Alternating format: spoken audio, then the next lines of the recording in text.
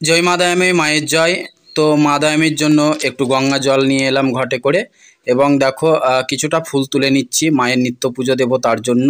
তো এখানে তোমার সাদা ফুল ছিল আর তোমার আকন্দ ফুল তুলে নিলাম।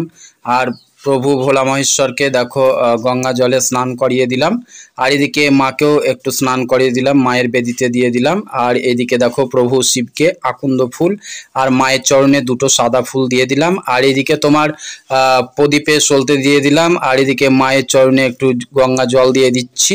আর এদিকে দেখো প্রদীপটা ধরিয়ে নেব, তেল দিলাম প্রদীপে, প্রদীপটা ধরিয়ে নিলাম, মায়ের আরতি করছি। দেখো জয় মা দয়াময়ী, মা সরস্বতী, জয় বাবা শিব, জয় বাবা ভোলা মহেশ্বর।